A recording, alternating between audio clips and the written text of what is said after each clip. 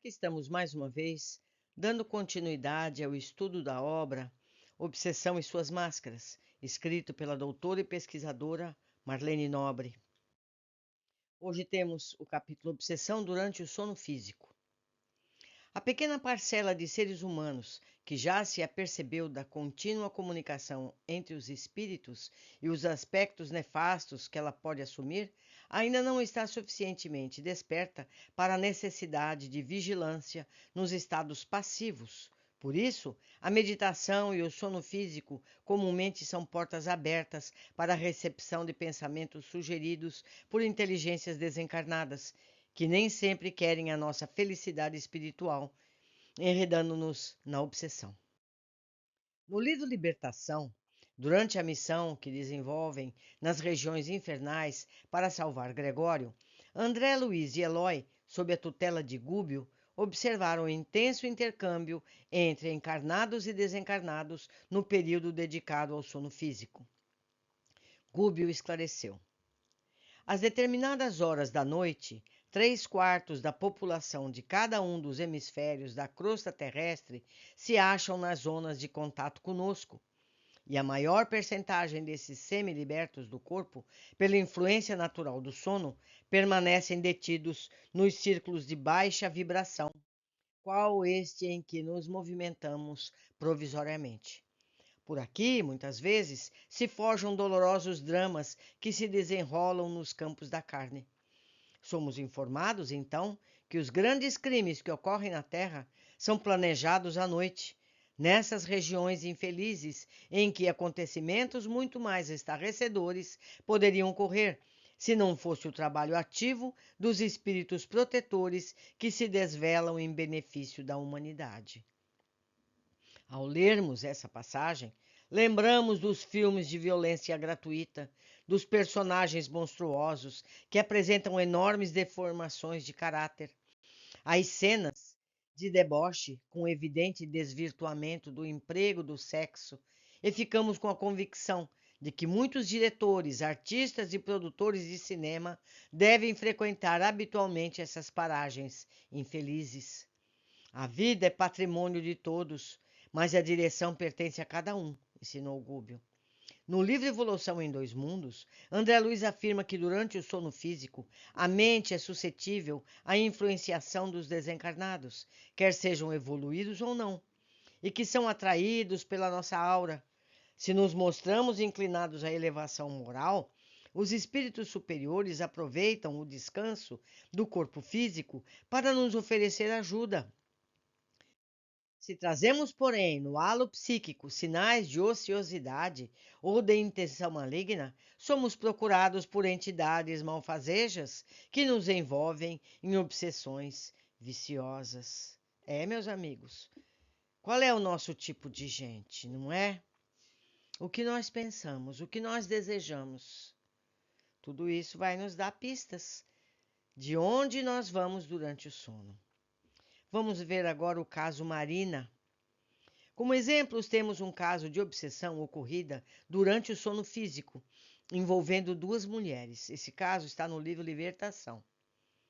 A que habita no plano extrafísico, ou seja, no plano espiritual, interpelou a outra, Marina, acerca dos compromissos assumidos entre ambas.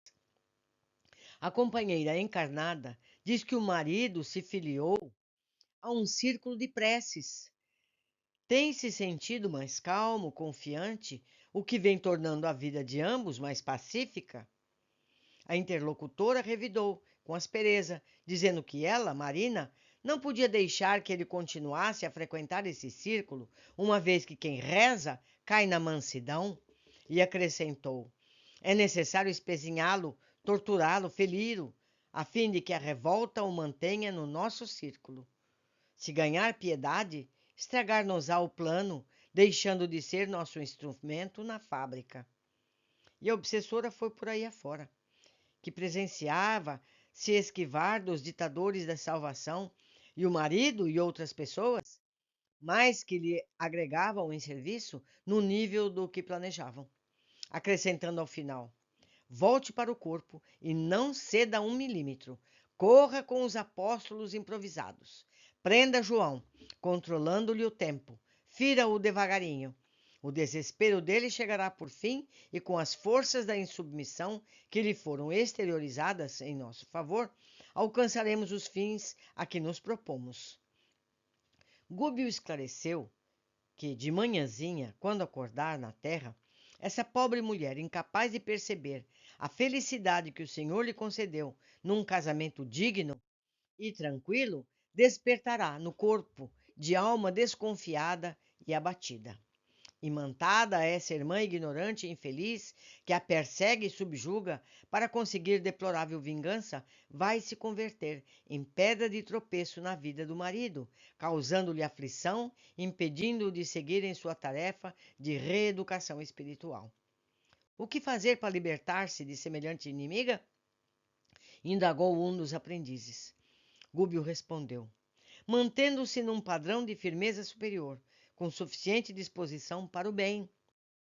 Aliás, esse é todo o programa de quem se dispõe a renovar-se com Cristo. A renovação moral é disposição que brota de dentro. É muito difícil reajustar alguém que não deseja reajustar-se. Aqueles que se acham sob o controle de energias cegas, acomodando-se aos golpes e sugestões de força tirânica, emitidos pelas inteligências perversas que as assediam, demoram-se longo tempo na condição de aparelhos receptores da desordem psíquica. Infelizmente, a ignorância e a rebeldia são fonte de inúmeros males deste mundo. Caso Vieira e Marcondes. Invigilância dos médiuns. O espiritismo evangélico é também o grande restaurador das antigas igrejas apostólicas, amorosas e trabalhadoras. Seus intérpretes fiéis serão auxiliares preciosos na transformação dos parlamentos teológicos em academias de espiritualidade, das catedrais de pedra em lares acolhedores de Jesus, comentava Alexandre com André Luiz, quando adentraram a casa espírita, onde se desenvolveriam os trabalhos da noite. Faltavam 5 minutos para as 2 da madrugada. Esse texto está em Missionários da Luz. Nessa nobre instituição espírita, dedicava ao serviço dos necessitados e sofredores, onde permanecia vivo o sagrado espírito de família evangélica. Alexandre falaria a desencarnados e encarnados desprendidos do corpo físico, por efeito do sono. A palestra era dedicada a todos os que se dedicavam às tarefas de intercâmbio mediúnico. Os desencarnados já estavam a postos, mas entre os demais faltavam 2 alunos. Sertório e André Luiz foram incumbidos de verificar o que se passava. Ao dirigirem-se à residência de Vieira, um dos faltosos, Sertório comentou com o companheiro que os encarnados não têm bastante consciência da quantidade e qualidade de serviços espirituais realizados por entidades abnegadas durante o sono físico. Se estivessem mesmo dispostos a esse gênero de tarefa, de certo efetuariam conquistas mais brilhantes nos domínios psíquicos, apesar de ainda estarem na carne.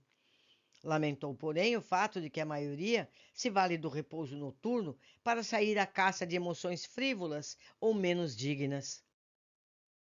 Relaxam-se as defesas próprias e certos impulsos longamente sopitados durante a vigília extravasam em todas as direções. Por falta de educação espiritual verdadeiramente sentida e vivida, enfatizou. Seria possível que isso acontecesse também com alunos de um instrutor da Ordem de Alexandre? Indagou André Luiz. Como não? Tornou Sertório fraternalmente. Com referência a essa possibilidade, não tenha qualquer dúvida. Quantos pregam a verdade sem aderirem intimamente a ela? Há sempre muitos chamados em todos os setores de construção e aprimoramento do mundo. Os escolhidos, contudo, são sempre poucos, acentuou. Chegados ao apartamento de Vieira, viram-no debater-se no leito, fazendo um ruído singular. Ao seu lado permanecia uma entidade, trajando vestes absolutamente negras. Vieira deixava escapar pela garganta gritos de pavor. Sertório constatou que Vieira estava sofrendo um pesadelo cruel, mas que ele mesmo havia traído o visitante até ali. Dialogando com a entidade, ficou sabendo que naquela noite Vieira, velho conhecido seu, o havia acusado de faltas que não cometera, conversando levianamente com a família a respeito de sua vida.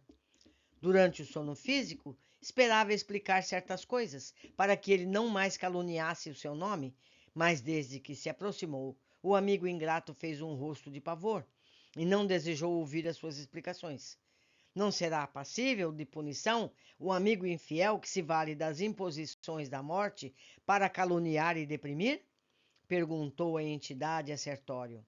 Este desculpou-se pelo amigo, chamou André Luiz de lado, propondo-lhe a retirada, porque definitivamente Vieira não poderia comparecer à aula de Alexandre naquela noite.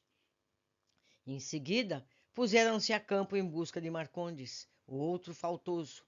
Encontraram no quarto do apartamento, em companhia de 3 entidades femininas da pior espécie de quantas André Luiz conhecia nas regiões das sombras.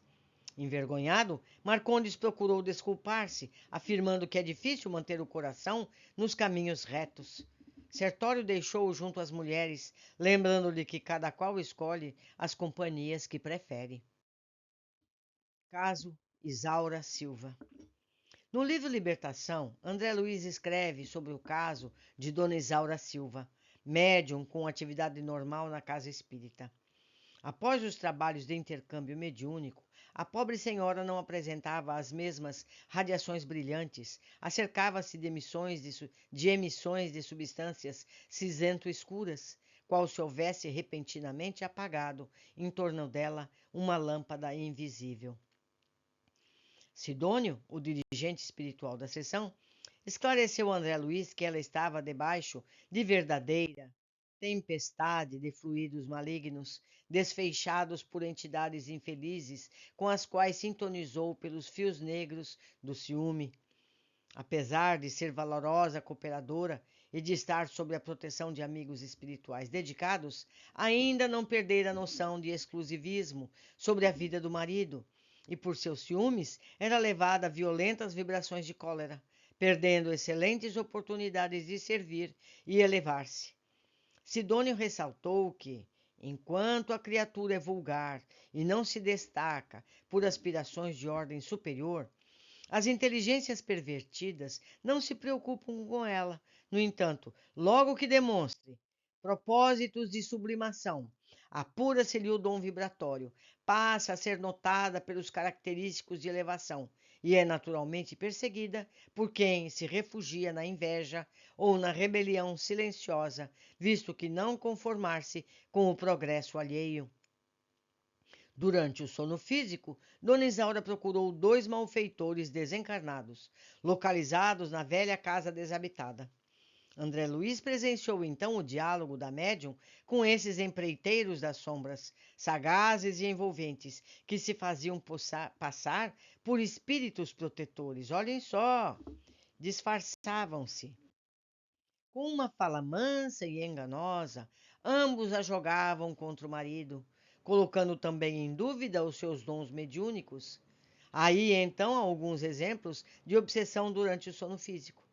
Mais um alerta a todos nós, que mantenhamos a vigilância durante o dia, porque durante o tempo dedicado ao repouso do corpo, nossa alma simplesmente continua a demonstrar as mesmas escolhas ou predileções manifestadas ou cultivadas no estado de vigília.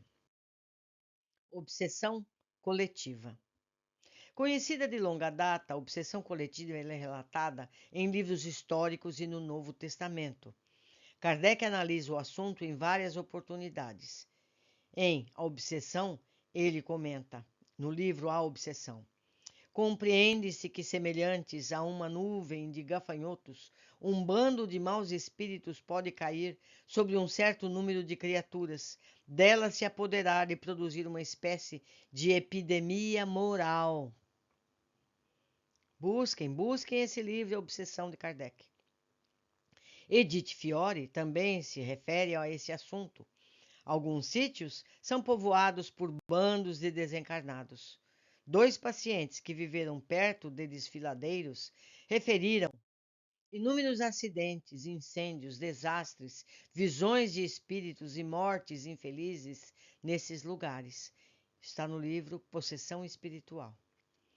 Já citamos a intervenção de Filipe, relatado em Atos dos Apóstolos, versículo 7 e 8 do capítulo 8, curando muitos coxos e paralíticos entre os samaritanos, conquanto transmitia a mensagem do Cristo.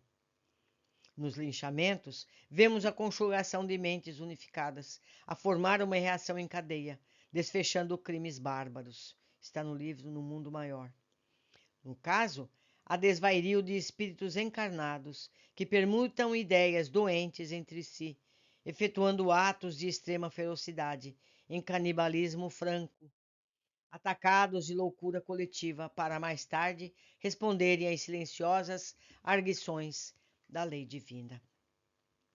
Meus amigos, eu lembro aqui também as situações que vemos constantemente nas torcidas organizadas dos vários esportes.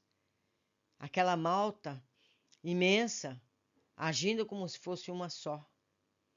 O mesmo nas situações políticas.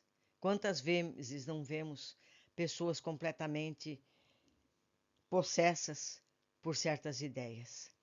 Bem, meus amigos, terminamos mais um capítulo. Deixo aqui meu e-mail para que, se quiserem fazer contato, e aguardo a todos no nosso próximo capítulo. Um abraço.